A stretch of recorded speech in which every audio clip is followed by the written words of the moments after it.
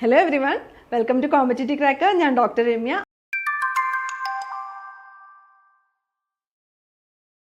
അപ്പോൾ നമ്മൾ ഇന്ന് ഡിസ്കസ് ചെയ്യാൻ പോകുന്നത് ഗ്രീൻ കെമിസ്ട്രിയുമായിട്ട് ബന്ധപ്പെട്ട് വരുന്ന കുറച്ച് കാര്യങ്ങളാണ്. ഗ്രീൻ കെമിസ്ട്രിയിൽ തന്നെ നമുക്ക് പഠിക്കാനുള്ള ഫേസ് ട്രാൻസ്ഫർ കാറ്റലിസ്റ്റുമായിട്ട് റിലേറ്റ് ചെയ്ത് വരുന്ന കുറച്ച് ക്വസ്റ്റ്യൻസും അതേപോലെ തന്നെ അതിനെ സംബന്ധിക്കുന്ന കുറച്ച് ഫാക്ട്സുമാണ് നമ്മളിന്ന് ഡിസ്കസ് ചെയ്യാനായിട്ട് പോകുന്നത്. അപ്പോൾ ഫേസ് ട്രാൻസ്ഫർ കാറ്റലിസ്റ്റ് എന്ന് പറയുന്നത് അതിൻ്റെ പേര് ഇൻഡിക്കേറ്റ് ചെയ്യുന്നത് പോലെ തന്നെ ഒരു റിയാക്ഷനിൽ ഫേസ് ട്രാൻസ്ഫറിനെ എന്ത് ചെയ്യും, പ്രൊമോട്ട് ചെയ്യുന്ന ഒരു കാറ്റലിസ്റ്റ് ആണ്. അപ്പോൾ നമുക്ക് നോക്കാം. ഫേസ് ട്രാൻസ്ഫർ കാറ്റലിസ്റ്റിനെ നമ്മൾ PTC എന്ന് പറയുന്ന ഒരു ചുരുക്കപ്പേരിലാണ് അറിയപ്പെടുന്നത്. ഈ ഫേസ് ട്രാൻസ്ഫർ കാറ്റലിസ്റ്റ് എന്ന് പറഞ്ഞാൽ a catalyst that facilitates the transition of a reactant from one phase into another phase where reaction occurs. അപ്പോൾ എന്താണ് ഇവിടെ ഉദ്ദേശിക്കുന്നതെന്ന് വെച്ചാൽ, ചില റിയാക്ഷൻ്റെ കേസുകളിൽ നമ്മുടെ റിയാക്റ്റൻസോ ഒന്നിലധികം റിയാക്റ്റൻസ് കാണുമല്ലോ. അപ്പോൾ അതിൽ ഒരു റിയാക്റ്റൻ്റ് ഒരു ഓർഗാനിക് ഫേസിലായിരിക്കും നമ്മൾ സോലുബിൾ ആക്കുന്നത്. വേറൊരു റിയാക്റ്റൻ്റ് ചിലപ്പോൾ അത് പ്യുവർലി ഇനോർഗാനിക് ആയിരിക്കും, അത് നമ്മൾ അക്വസ് ഫേസിൽ സോലുബിൾ ആക്കും. അപ്പോൾ നമ്മൾ വിചാരിക്കും ഈസി ആയിട്ട് ഇത് രണ്ടും കൂടെ ഇമ്മിസിബിൾ ആയിട്ട് കിടന്നാൽ പോലും ഓർഗാനിക് ലെയറും അക്വസ് ഫേസും വരുമ്പോഴത്തേനും നമുക്കറിയാം അവർ ഇമ്മിസിബിൾ ആണ്. സ്വാഭാവികമായിട്ടും ഇമ്മിസിബിലിറ്റി അവിടെ ഉണ്ടാകും. അങ്ങനെ ഇമ്മിസിബിലിറ്റി ഉണ്ടാകുമ്പോൾ നമ്മൾ വിചാരിക്കും ആ ഒരു ഇൻ്റർഫേസിൽ ആ റിയാക്ഷൻ നന്നായിട്ട് നടന്നോളൂ എന്ന്. പക്ഷെ അങ്ങനെയല്ല. കാര്യം ആ റിയാക്ഷൻ്റെ ഈൽഡ് എന്ന് പറയുന്നത് വളരെ കുറവായിരിക്കും. അതുപോലെ തന്നെ അത് വളരെയധികം ടൈം കൺസ്യൂമിംഗ് ആയിരിക്കും. ആ ഒരു രണ്ട് ലെയർസിൻ്റെയും ഇൻ്റർഫേസിൽ മാത്രമായിരിക്കും ചിലപ്പോൾ എഫക്റ്റീവായിട്ട് റിയാക്ഷൻ നടക്കുന്നത്. മനസ്സിലാകുന്നോ? അപ്പോൾ ഒരു ഫേസ് ട്രാൻസ്ഫർ കാറ്റലിസ്റ്റ് ഇവിടെയാണ് യൂസ്ഫുൾ ആയിട്ട് വരുന്നത്.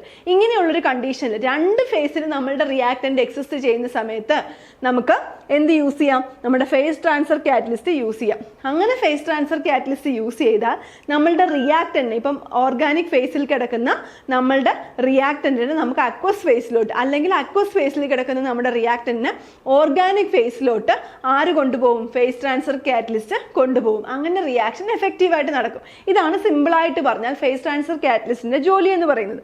ഈ ഫേസ് ട്രാൻസ്ഫർ കാറ്റലിസ്റ്റ് നമ്മൾ യൂസ് ചെയ്യുവാണെന്നുണ്ടെങ്കിൽ നമുക്ക് ഫാസ്റ്റർ റിയാക്ഷൻസ് അച്ചീവ് ചെയ്യാനായിട്ട് പറ്റും. ഏതൊരു കാറ്റലിസ്റ്റും ചെയ്യുന്നത് പോലെ റിയാക്ഷൻ്റെ സ്പീഡിനെ എൻഹാൻസ് ചെയ്യും? ഈ ഫേസ് ട്രാൻസ്ഫർ കാറ്റലിസ്റ്റും എൻഹാൻസ് ചെയ്യും. വളരെ ചെറിയ ക്വാണ്ടിറ്റിയിൽ പോലും ചിലപ്പോൾ റിയാക്ഷനെ സ്പീഡപ്പ് ചെയ്യാനുള്ള കപ്പാസിറ്റി ആർക്കുണ്ട്? നമ്മളുടെ ഫേസ് ട്രാൻസ്ഫർ കാറ്റലിസ്റ്റ് ഉണ്ട്. അതേണക്ക് തന്നെ ഹയർ ഈൽഡ് ഉണ്ട്. അതേണക്ക് തന്നെ ബൈ പ്രോഡക്റ്റിൻ്റെ എണ്ണവും വളരെ കുറവായിരിക്കും നമ്മളുടെ ഫേസ് ട്രാൻസ്ഫർ കാറ്റലിസ്റ്റ് യൂസ് ചെയ്യുന്നത്. അല്ല, ഇതൊക്കെയല്ലേ നമ്മളൊരു ഗ്രീനർ റിയാക്ഷൻ എന്ന് പറയുന്നത്. നമുക്ക് ഫാസ്റ്റായിട്ട് റിയാക്ഷൻ നടക്കണം, നമുക്ക് ഹയർ കൺവേർഷൻ റേറ്റ് വേണം, ഈൽഡ് വേണം, അതേപോലെ തന്നെ ഫ്യൂർ ബൈ പ്രോഡക്ട്സ് ആയിരിക്കണം. ഇനി ഇവിടെ ഈ വരുന്നൊരു കേസിൽ നമുക്ക് വേറൊരു കാര്യം കൂടെ പറയാം. ഇപ്പം നമ്മൾ രണ്ട് റിയേജൻ്റ് എടുക്കുന്നു. അവർ രണ്ടുപേരെയും ഞാൻ പറഞ്ഞു, ഒന്നിനെ ഓർഗാനിക് ഫേസിൽ നമ്മൾ ഡിസോൾവ് ചെയ്തു, ഒന്നിനെ അക്വസ് ഫേസിലും ഡിസോൾവ് ചെയ്തു. ഇങ്ങനെ ഡിസോൾവ് ചെയ്യുന്നതിന് പകരം രണ്ടിനെയും കോമൺ ആയിട്ട് സോലുബിൾ ആക്കുന്ന ഒരു സോൾവെന്റ് യൂസ് ചെയ്താലോ? അങ്ങനെ ഒരു ഓപ്ഷനും ഇല്ലേ? ഉണ്ട്. അപ്പം നമ്മൾ കോമൺ ആയിട്ടുള്ള ഒരു സോൾവെന്റ് യൂസ് ചെയ്യാമെന്ന് വിചാരിക്കും. അങ്ങനെ കോമൺ ആയിട്ടുള്ള സോൾവെന്റ് യൂസ് ചെയ്യുമ്പോഴത്തേന് ചിലപ്പോൾ നമ്മുടെ ആനോൺസ് എല്ലാം കൂടുതൽ സോൾവേറ്റഡ് ആവും. അതേപോലെ തന്നെ നമ്മൾ യൂസ് ചെയ്യുന്ന സോൾവെന്റ് എന്ന് പറയുന്നത് എൻവയോൺമെന്റലി അത്ര ഫ്രണ്ട്ലി അല്ലായിരിക്കും, എന്ന് വെച്ചാൽ ഹസാർഡസ് ആയിട്ടുള്ള ഒരു സോൾവെന്റ് ആയിരിക്കും. അങ്ങനെയുള്ള കുറേയധികം പ്രശ്നങ്ങൾ വരാം. സോ അവിടെ എല്ലാം ബെറ്റർ ഓപ്ഷൻ ഏതാണ്? നമ്മളുടെ ഈ ഫേസ് ട്രാൻസ്ഫർ കാറ്റലിസ്റ്റ് ആണ്. അപ്പം ഇതെന്ന് പറയുന്നത് എക്സ്പെൻസീവായ അല്ലെങ്കിൽ ഡേഞ്ചറസ് ആയ സോൾവെൻസിൻ്റെ യൂസിനെ നമുക്ക് റെഡ്യൂസ് ചെയ്യാൻ, അല്ലെങ്കിൽ നമ്മളുടെ ആ ഒരു ഉപയോഗം കുറയ്ക്കാനായിട്ട് നമ്മുടെ ഫേസ് ട്രാൻസ്ഫർ കാറ്റലിസ്റ്റ് സഹായിക്കും. ഞാൻ പറഞ്ഞില്ലേ, കോമൺ ആയിട്ട് രണ്ട് റിയേജൻറ്റിനെയും ഡിസോൾവ് ചെയ്യിപ്പിക്കുന്ന ഒരു സോൾവെൻ്റ് എന്ന് പറഞ്ഞാൽ ചിലപ്പോൾ ഡേഞ്ചറസ് ആയിരിക്കാം, അല്ലെങ്കിൽ അത് ഹസാർഡസ് ആയിരിക്കാം, അതുപോലെ തന്നെ എക്സ്പെൻസീവ് ആയിരിക്കും. നമ്മളൊരു റിയാക്ഷൻ നടത്തുമ്പോൾ അതെന്തായിരിക്കണം? കോസ്റ്റ് എഫക്റ്റീവ് ആയിരിക്കണം. അപ്പോൾ കോസ്റ്റ് എഫക്റ്റീവ് ആയിട്ടുള്ള ഒരു സോൾവെൻറ്റും കൂടി ആയിരിക്കണം. അപ്പോൾ അതിൻ്റെ ഒന്നും പ്രശ്നം എവിടെയില്ല. നമ്മളൊരു ഫേസ് ട്രാൻസ്ഫർ കാറ്റലിസ്റ്റ് യൂസ് ചെയ്യുകയാണെങ്കിൽ അവിടെ ഇല്ല. ആ ഫേസ് ട്രാൻസ്ഫർ കാറ്റലിസ്റ്റ് എന്ത് ചെയ്യും? ഈ റിയാക്ഷനെ എല്ലാം ഒരു ഫേസിലോട്ട് കൊണ്ടുവരും. അപ്പോൾ ഹെട്രോജീനിയസ് സിസ്റ്റത്തിൻ്റെ കേസിലാണ് നമ്മൾ കോമൺ ആയിട്ട് എന്ത് യൂസ് ചെയ്യുന്നത്? നമ്മളുടെ ഫേസ് ട്രാൻസ്ഫർ കാറ്റലിസ്റ്റ് യൂസ് ചെയ്യുന്നത്. അപ്പം ഈ ഒരു ഫേസ് ട്രാൻസ്ഫർ കാറ്റലിസ്റ്റ് എന്ന് പറയുന്നത് എക്സ്പെൻസീവ് ആയിട്ടുള്ള റോ മെറ്റീരിയൽസിൻ്റെ എല്ലാം യൂസേജിനെ മിനിമൈസ് ചെയ്യും. വേസ്റ്റ് പ്രോഡക്ട്സ്, ബൈ പ്രോഡക്റ്റ്, ഇങ്ങനെയുള്ള പ്രോബ്ലംസിനെ എല്ലാം ഇത് റെഡ്യൂസ് ചെയ്യും. അതേപോലെ തന്നെ ഇത് ഗ്രീൻ കെമിസ്ട്രിയിലാണ്. ഞാൻ പറഞ്ഞില്ലേ, ഇങ്ങനെ ഹസാർഡസ് ആയിട്ടുള്ള സോൾവെൻസിനെ എലിമിനേറ്റ് ചെയ്യുന്നു, വളരെ ഈൽഡ് കിട്ടുന്നു, ബൈ പ്രോഡക്റ്റ് കുറവാകുന്നു. ഇതെല്ലാം എന്തിൻ്റെ ടേംസിൽ വരുന്നതാണ്? നമ്മുടെ പ്രിൻസിപ്പിൾ ഓഫ് ഗ്രീൻ കെമിസ്ട്രിയിലല്ലേ. അപ്പം നമ്മളുടെ ഫേസ് ട്രാൻസ്ഫർ കാറ്റലിസ്റ്റുകൾ നമുക്ക് നമ്മുടെ ഗ്രീൻ കെമിസ്ട്രിയിൽ വളരെയധികം യൂസ്ഫുൾ ആണ്. ഇവിടെ എന്ന് പറഞ്ഞാൽ വാട്ടർ ആണ് ഒരു സോൾവെൻ്റ് ആയിട്ട് വരുന്നത്. അങ്ങനെ വരുമ്പോഴത്തേനും നമ്മളുടെ ബാക്കിയുള്ള ഇങ്ങനെയുള്ള എക്സ്പെൻസീവ് ആയിട്ടുള്ള അല്ലെങ്കിൽ കോസ്റ്റ്ലി ആയിട്ടുള്ള ഓർഗാനിക് സോൾവെൻസിൻ്റെ എല്ലാം യൂസ് നമുക്ക് റെഡ്യൂസ് ചെയ്യാനായിട്ട് പറ്റും. ഇതാണ് നമ്മളുടെ ഫേസ് ട്രാൻസ്ഫർ കാറ്റലിസ്റ്റിനെ പറ്റിയിട്ട് ബേസിക് ആയിട്ട് നമ്മൾ മനസ്സിലാക്കേണ്ട പോയിന്റ്സ്. മനസ്സിലാവുന്നു? ഇനി നമുക്കൊരു റിയാക്ഷൻ എടുത്ത് ഈ ഫേസ് ട്രാൻസ്ഫർ കാറ്റലിസ്റ്റ് എങ്ങനെയാണ് അവിടെ വർക്ക് ചെയ്യുന്നതെന്ന് നോക്കാം. ഇവിടെ നോക്കിക്കേ, ഇവിടെ എന്ന് പറഞ്ഞാൽ ഒരു ഓർഗാനിക് ബ്രോമൈഡ് ഉണ്ട്. ഇതെന്ന് പറയുന്നത് എന്താണ്? ഒക്ടേൻ ബ്രോമൈഡ് ആണ്. ഇത് ബെൻസീനിൽ സോലിബിൾ ആണ്. മനസ്സിലാവുന്നു? ഇവിടെ നമ്മൾ നമ്മുടെ റിയേജന്റ്, രണ്ടാമത്തെ റിയേജന്റ് എന്ന് പറഞ്ഞാൽ സോഡിയം സയനൈഡ് ആണ്. ഇത് അക്വസ് സൊല്യൂഷനിൽ ഡിസോൾവ് ആവുന്ന ഒരെണ്ണമാണ്. ഇത് വാട്ടർ ഫേസിലാണ് നിൽക്കുന്നത്. അപ്പോൾ ഇവർ തമ്മിൽ റിയാക്ട് ചെയ്തിട്ട് നമുക്ക് നൊനൈൻ നൈട്രൈൽ എന്ന് പറയുന്നൊരു പ്രോഡക്റ്റ് ആണ് നമുക്ക് ഉണ്ടാവേണ്ടത്. സോഡിയം ബ്രോമൈഡ് ബൈ പ്രോഡക്റ്റ് ആയിട്ടും കിട്ടും.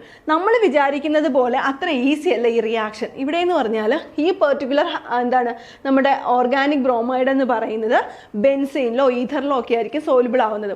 അതേപോലെ തന്നെ സോഡിയം സയനൈഡ് വാട്ടറിലാണ് സോലിബിൾ ആവുന്നത്. അപ്പം നമ്മൾ സ്വാഭാവികമായിട്ടും ഈ ഒരു റിയാക്ഷൻ നടത്തുമ്പോഴത്തേന് ഇവർ രണ്ട് ഫേസ് ആയിട്ട് എക്സിസ്റ്റ് ചെയ്യും. എന്ന് പറഞ്ഞാൽ ഇതൊരു ഓർഗാനിക് ഫേസിലും ഇതൊരു അക്വസ് ഫേസിലും എക്സിസ്റ്റ് ചെയ്യും. അങ്ങനെ നമ്മൾ ഈ ഒരു റിയാക്ഷൻ മിക്സ്ചറിനെ കീപ്പ് ചെയ്ത് നമ്മൾ റിയാക്ഷൻ ചെയ്യാൻ ശ്രമിക്കുവാണെങ്കിൽ വളരെയധികം ഡേയ്സിന് ശേഷവും കുറച്ച് ഈൽഡൊക്കെ നമുക്ക് കിട്ടത്തുള്ളൂ. എഫിഷ്യൻ്റ് ആയിട്ട് നമ്മുടെ ഇവിടെ റിയാക്ഷൻ നടത്തത്തില്ല. അവിടെയാണ് നമ്മൾ എന്ത് യൂസ് ചെയ്യുന്നത്? നമ്മുടെ ഫേസ് ട്രാൻസ്ഫർ കാറ്റലിസ്റ്റ് യൂസ് ചെയ്യുന്നത്. അങ്ങനെ ഒരു ഫേസ് ട്രാൻസ്ഫർ കാറ്റലിസ്റ്റ് നമുക്ക് എക്സാമ്പിൾ ആയിട്ട് പറയാൻ പറ്റുന്നത് നമ്മുടെ ക്വാട്ടർണറി അമോണിയം ക്ലോറൈഡ് അല്ലെങ്കിൽ ഒണിയം സോൾട്ട് എല്ലാം നമ്മളുടെ ഫേസ് ട്രാൻസ്ഫർ കാറ്റലിസ്റ്റുകൾക്ക് ഉദാഹരണമാണ്. അമോണിയം സോൾട്ടുകൾ, ഫോസ്ഫോണിയം സോൾട്ടുകൾ, അങ്ങനെയുള്ള സോൾട്ടുകൾ നമ്മൾ യൂസ് ചെയ്യണം. ഇവിടെ നമ്മളുടെ ഒരു ക്വാട്ടർണറി അമോണിയം സോൾട്ട് നമ്മൾ എടുക്കുകയാണ്. ഇതിൻ്റെ പ്രത്യേകത എന്താണ്? ഇതൊരു അയോണിക് കോമ്പൗണ്ട് ആണ്. ഈ അയോണിക് കോമ്പൗണ്ട് എവിടെയാണ്? നമ്മുടെ വാട്ടറിൽ സോലിബിൾ ആവുന്ന ഒരാളാണ്. ഇനി ഇവിടെ നോക്കിക്കേ, ഇവിടെ 4 ഓർഗാനിക് ഗ്രൂപ്പുകളുണ്ട്. ഇവർക്ക് പോസിറ്റീവ് ചാർജ് ആണ്. ഇവരെവിടെ ഡിസോൾവ് ആവും? നമ്മുടെ ഓർഗാനിക് ഫേസിലും ഡിസോൾവ് ആവും. ഇതാണ് നമ്മളുടെ ഫേസ് ട്രാൻസ്ഫർ കാറ്റലിസ്റ്റ് ആയിട്ടുള്ള ക്വാട്ടർണറി അമോണിയം ഹാലൈഡിൻ്റെ പ്രത്യേകത. ഇവിടെ നമ്മൾ ക്വാട്ടർണറി ഫോസ്ഫോണിയം സോൾട്ടാണ് എടുത്തേക്കുന്നത്. കണ്ടോ, ഇവിടെ എന്ന് വെച്ചാൽ ഈ റിയാക്ഷൻ്റെ കേസിൽ നമ്മളുടെ ക്വാട്ടർണറി എന്തെടുക്കുകയാണ്? നമ്മൾ ഫോസ്ഫോണിയം സോൾട്ട് എടുക്കുകയാണ്.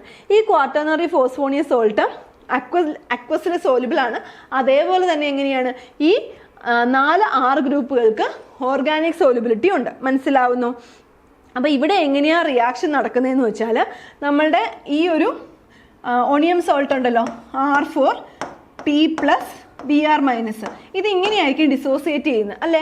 ഇങ്ങനെ ഡിസോസിയേറ്റ് ചെയ്താണ് ഇരിക്കുന്നത്. ഇവിടെ സോഡിയം സയനൈഡ് അക്വസ് ഫേസിലും നമ്മളുടെ ആൽക്കൈൽ ഹാലൈഡ് എന്ന് പറയുന്നത് ഓർഗാനിക് ഫേസിലും ആയിരിക്കും നിൽക്കുന്നത്. ഈ ബ്ലൂ കളറിൽ കാണിച്ചേക്കുന്ന ഓർഗാനിക് ഫേസും നമ്മുടെ ബ്രൗൺ കളറിൽ കാണിച്ചേക്കുന്ന അക്വസ് ഫേസുമാണ്. അപ്പോൾ ഇവിടെ ഇങ്ങനെ ഡിസോൾവ് ചെയ്യുമ്പോൾ ഇത് രണ്ടിടത്തും ഡിസോൾവ് ചെയ്യുന്ന ഒരാളാണെന്ന് ഞാൻ പറഞ്ഞു. ഇതിങ്ങനെ ഡിസോൾവ് ചെയ്ത് ഇവിടെ നിൽക്കുകയാണ്. അപ്പം നമുക്ക് എന്താ വേണ്ടത്? ഈ ഒരു ഫേസിൽ, ഈ ഒരു ഓർഗാനിക് ഫേസിൽ ഈ CN- എത്തണം. അങ്ങനെ CN- എത്താൻ വേണ്ടിയിട്ട് എന്താ ചെയ്യുന്നത്? നമ്മുടെ ഇവിടുത്തെ ഈ ഗ്രൂപ്പ് ഉണ്ടല്ലോ, ഈ പോസിറ്റീവ് ഗ്രൂപ്പുകൾ നമ്മുടെ ഓർഗാനിക് ഫേസിൽ സോലിബിൾ ആണെന്ന് പറഞ്ഞു. അവരെന്ത് ചെയ്യും?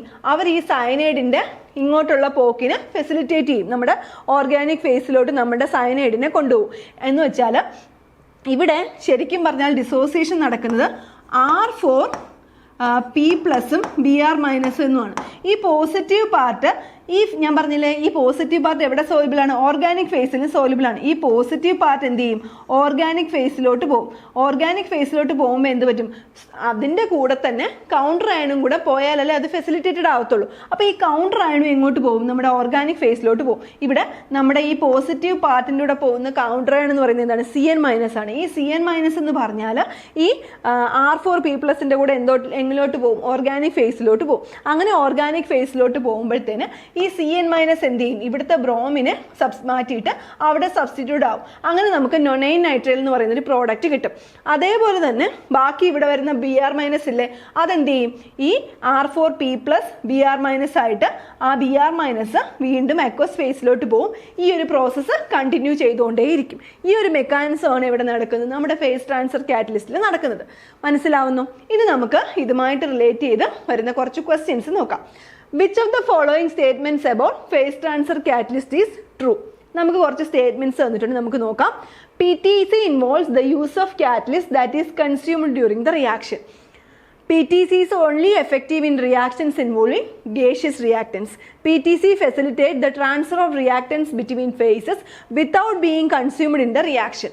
അടുത്ത നോക്കിക്കേ, PTC is primarily used in inorganic synthesis. നമ്മുടെ കറക്റ്റ് ആൻസർ എന്ന് പറയുന്നത് PTC facilitate the transfer of reactants between phases without being consumed in the reaction. അല്ലേ?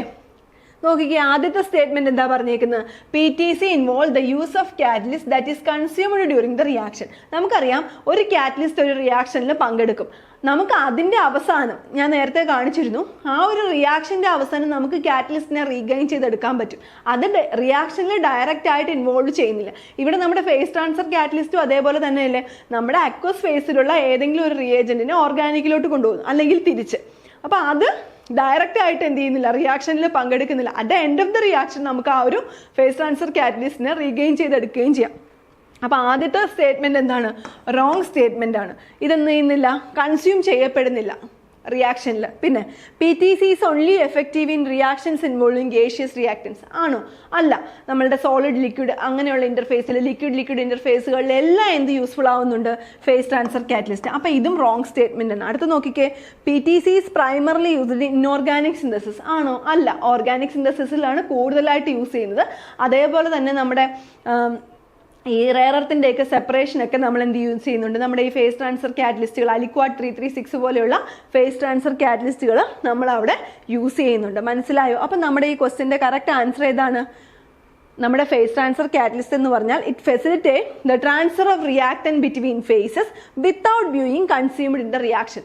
അവിടെ എന്താ ചെയ്യുന്നത്? ഒരു ഫേസിൽ നിന്ന് വേറെ ഫേസിലോട്ട് നമ്മുടെ റിയാക്ടന്റിന് എന്ത് ചെയ്യാണ്? അതിന് ട്രാൻസ്ഫർ ചെയ്യുകയാണ്. റിയാക്ഷനിൽ അത് കൺസ്യൂം ആവുന്നില്ല. ഇതല്ലേ കറക്റ്റ് ആയിട്ടുള്ള സ്റ്റേറ്റ്മെന്റ്. ഇനി രണ്ടാമത്തെ ക്വസ്റ്റ്യനിലോട്ട് പോയാലോ? Which of the following reaction is phase transfer catalyst most likely to be employed?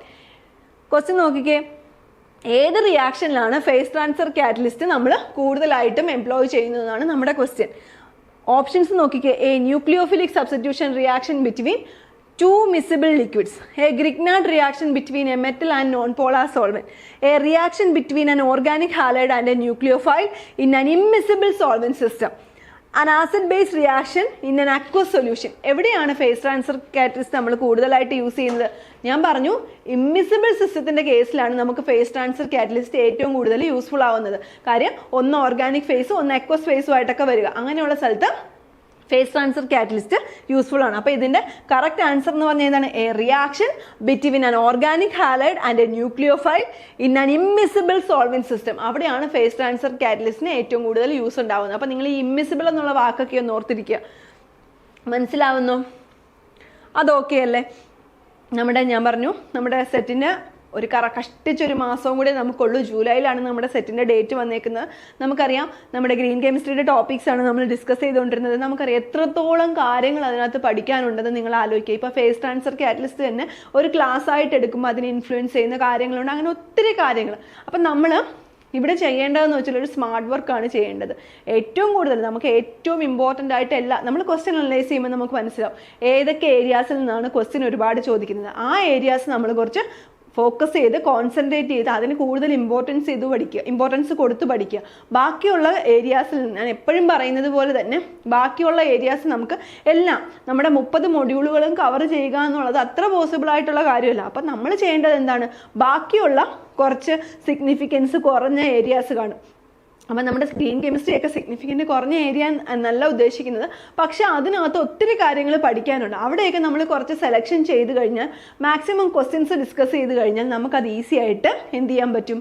നമുക്ക് മാർക്ക് സ്കോർ ചെയ്യാനായിട്ട് പറ്റും. മെഡിസിനൽ കെമിസ്ട്രി ഒക്കെ ആയിരുന്നാൽ നമുക്ക് വലിച്ചു വാരി ഒത്തിരി കാര്യങ്ങൾ പഠിക്കാനുണ്ട്. അവിടെയും നമുക്കൊരു ചെറിയ സെലക്ഷൻ ചെയ്താൽ ഓരോരുത്തരെയും ഡിപ്പെൻഡ് ചെയ്ത് അത് മാറും. എങ്കിൽ പോലും കോമൺ ആയിട്ട് പറയുകയാണെങ്കിൽ ഇങ്ങനെയുള്ള കുറച്ച് ഏരിയാസ് നമ്മൾ സെലക്ട് ചെയ്ത് പഠിക്കുക. ശരിക്കും പറഞ്ഞാൽ സെലക്ഷൻ ഒരു റിസ്ക് ആണ്.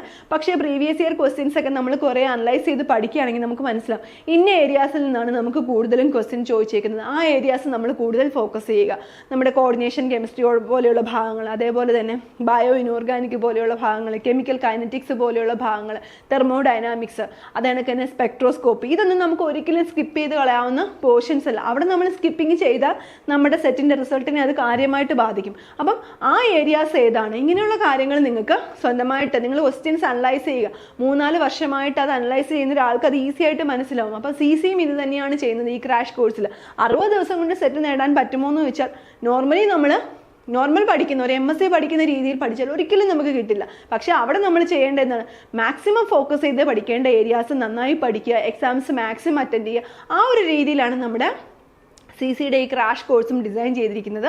അപ്പോൾ നിങ്ങളും ഈ ഒരു കോഴ്സിൻ്റെ ഭാഗമാകുക, നന്നായി പഠിക്കുക. ഏതൊക്കെ ഏരിയാസാണ് പഠിക്കുന്നതെന്ന്, ഏതൊക്കെ ഏരിയസിലാണ് നമ്മൾ maximum previous year questions work out ചെയ്യുന്നതെന്ന് നിങ്ങളുടെ മെൻറ്ററിനോട് ചോദിച്ച് മനസ്സിലാക്കി നന്നായി പഠിക്കുക. നിങ്ങളും ഈ കോഴ്സിൽ ജോയിൻ ചെയ്യുക. നിങ്ങൾക്കും സെറ്റ് എന്നുള്ളത് വളരെ ഈസി ആയിട്ട് കൈപ്പിടിയിൽ ഒതുക്കാവുന്ന ഒരു കാര്യമാണെന്ന് നിങ്ങൾക്ക് കുറച്ച് സ്മാർട്ട് വർക്ക് ചെയ്താൽ മനസ്സിലാവുന്നതാണ്. നമ്മുടെ അടുത്തൊരു ക്വസ്റ്റ്യനിലോട്ട് നമുക്ക് പോകാം. Which of the following compounds is commonly used as a phase transfer catalyst in organic synthesis? നമ്മൾ ഫേസ് ട്രാൻസ്ഫർ കാറ്റലിസ്റ്റ് പറഞ്ഞപ്പം നമ്മൾ അതിൻ്റെ എക്സാമ്പിൾസ് പറഞ്ഞില്ല. അപ്പോൾ അതും മനസ്സിലാക്കുക. ഇവിടെ തന്നേക്കുന്ന options sodium chloride, 12 tetra n butyl ammonium bromide അല്ലെങ്കിൽ TBAB, അതേപോലെ തന്നെ അസറ്റിക് ആസിഡ്. ഇതാണ് നമുക്ക് തന്നേക്കുന്ന ആൻസർ. അപ്പം നമ്മൾ ഫേസ് ട്രാൻസ്ഫർ കാറ്റലിസ്റ്റ് പഠിക്കും നമ്മുടെ tetra n butyl ammonium bromide TBAB എന്ന് പറയുന്നത് എന്താണ്? ഒരു നോൺ ഫേസ് ട്രാൻസ്ഫർ കാറ്റലിസ്റ്റ് ആണ്. ഇനി കുറച്ച് ഫേസ് ട്രാൻസ്ഫർ കാറ്റലിസ്റ്റുകളെ പറ്റി നമ്മൾ മനസ്സിലാക്കണം. കാര്യം ഇങ്ങനെ ഒരു ക്വസ്റ്റ്യൻ ചോദിക്കുമ്പോൾ ഏതാണ് ഓഡ് വൺ ഔട്ട് എന്ന് നമ്മൾ മനസ്സിലാക്കണം. നമ്മുടെ ഓണിയം സോൾട്ട്, ഞാൻ നേരത്തെ പറഞ്ഞു, ഓണിയം സോൾട്ട് എന്ന് പറഞ്ഞാൽ അമോണിയം സോൾട്ട്, ഫോസ്ഫോണിയം സോൾട്ട്, ഇങ്ങനെയുള്ള സോൾട്ടുകളെല്ലാം നമ്മുടെ എന്താണ് നമ്മൾ നേരത്തെ പറഞ്ഞു, tetra phosphonium bromide, tetra ammonium chloride, ഇങ്ങനെ വരുന്നവരെല്ലാം എന്താണ് ഫേസ് ട്രാൻസ്ഫർ കാറ്റലിസ്റ്റ് ആയിട്ട് ആക്ട് ചെയ്യും. അതാണ് tetra n butyl ammonium halide, onium സോൾട്ടുകളെല്ലാം എന്താണ് ഫേസ് ട്രാൻസ്ഫർ കാറ്റലിസ്റ്റുകളാണ്. അതേ കണക്ക് തന്നെ TMBA, tri methyl benzyl ammonium chloride, അതൊരു എന്താണ് ഫേസ് ട്രാൻസ്ഫർ കാറ്റലിസ്റ്റ് ആയിട്ട് ആക്ട് ചെയ്യുന്നതാണ്. അതാണ് നമ്മുടെ ക്രൗൺ ഈത്തേഴ്സ് ഞാൻ പറഞ്ഞില്ലേ നേരത്തെ, റെയർത്തിന്റെ കേസിലൊക്കെ യൂസ് ചെയ്യുന്നൊരു ഫേസ് ട്രാൻസ്ഫർ കാറ്റലിസ്റ്റ് ആണ് നമ്മുടെ അലിക്വാഡ് 336 എന്ന് പറയുന്നത്. അതെന്ന് പറയുന്നത് methyl try octyl ammonium chloride ആണ്. അതേ കണക്ക് തന്നെ ക്രിപ്റ്റാൻസും നമ്മൾ ഇതിനകത്ത് വരുന്നതാണ്, നമ്മുടെ ഫേസ് ട്രാൻസ്ഫർ കാറ്റലിസ്റ്റിനകത്ത് വരുന്നതാണ്. അപ്പോൾ ശരിക്കും പറഞ്ഞാൽ നമ്മൾ മേജറായിട്ട് യൂസ് ചെയ്യുന്നത് നമ്മുടെ ഈ tetra n butyl ammonium halide, onium സോൾട്ടുകളാണ് കൂടുതൽ യൂസ് ചെയ്യുന്നത്. അതിന് കാരണം എന്ന് പറഞ്ഞാൽ അത് ഹസാർഡ് കുറഞ്ഞ ആൾക്കാരാണ്, വളരെയധികം സേഫ് ആയിട്ട് നമുക്ക് യൂസ് ചെയ്യാൻ പറ്റും. അതേ കണക്ക് തന്നെ കോസ്റ്റ് എഫക്റ്റീവ് ആണ്. ഈ രണ്ട് കാരണങ്ങൾ കൊണ്ടാണ് നമ്മൾ കൂടുതലായിട്ടും ഈ ഓണിയം സോൾട്ടുകളെയും TMBA ഒക്കെ യൂസ് ചെയ്യുന്നത്. അതേസമയം നമ്മുടെ ക്രൗൺ ഈതേഴ്സും അതേ കണക്ക് തന്നെ ക്രിപ്റ്റാൻസ് ഒക്കെ കുറച്ചുകൂടെ കോസ്റ്റ്ലി ആണ്. അതേ കണക്ക് തന്നെ അവർ കുറച്ച് ഹസാർഡസും ആണ്. അതുകൊണ്ട് മാക്സിമം നമ്മൾ യൂസ് ചെയ്യുന്നത് ഈ ഓണിയം സോൾട്ട് പോലെയുള്ള ഫേസ് ട്രാൻസ്ഫർ കാറ്റലിസ്റ്റുകളാണ്. അപ്പം നമ്മുടെ ക്വസ്റ്റ്യൻ എന്തായിരുന്നു? ഏതാണ് ഫേസ് ട്രാൻസ്ഫർ കാറ്റലിസ്റ്റിന് എക്സാമ്പിൾ എന്നായിരുന്നു. നമ്മുടെ കറക്റ്റ് ആൻസർ എന്താണ്? Tetra n butyl ammonium bromide അഥവാ TBAB ആണ് ഫേസ് ട്രാൻസ്ഫർ കാറ്റലിസ്റ്റിന് യൂസ്ഫുൾ ആയിട്ട് വരുന്നത്. ഇതിൻ്റെ സ്ട്രക്ചർ ഒന്നും ചോദിച്ചിട്ടില്ല, പക്ഷേ ഓർത്ത് വച്ചേക്കുക ഏതൊക്കെയാണ്: ട്രൈമീഥൈൽ ബെൻസൈൻ അമോണിയം ക്ലോറൈഡ്, നമ്മുടെ Aliquat 336, crown ethers, onium salt, ഇവരെല്ലാം ഫേസ് ട്രാൻസ്ഫർ കാറ്റലിസ്റ്റുകൾക്ക് എക്സാമ്പിളാണ്. അടുത്ത ക്വസ്റ്റ്യനിലോട്ട് പോയാലോ? Which of the following is not a common application of phase transfer catalyst? Options നോക്കിക്കേ. Facilitating reactions between immiscible reactants, enhancing the solubility of reactants in reaction mixture, accelerating reactions by consuming the phase transfer catalyst, enabling reactions under milder condition compared to conventional methods. അപ്പോൾ ഇവിടെ എന്താ question ചോദിച്ചേക്കുന്നത്? Not a common application of phase transfer catalyst. നോക്കിക്കേ, നമ്മൾ phase transfer catalyst പല കാര്യങ്ങൾക്ക് വേണ്ടിയിട്ട് use ചെയ്യും.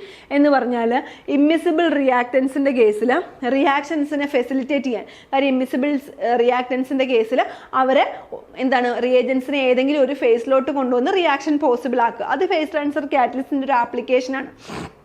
അതേ കണക്ക് തന്നെ റിയാക്ടൻസിൻ്റെ സോലിബിലിറ്റി റിയാക്ഷൻ മിക്സറിൽ എൻഹാൻസ് ചെയ്യുക എന്നുള്ളത് ഫേസ് ട്രാൻസ്ഫർ കാറ്റലിസ്റ്റിൻ്റെ ഒരു ആപ്ലിക്കേഷനാണ്.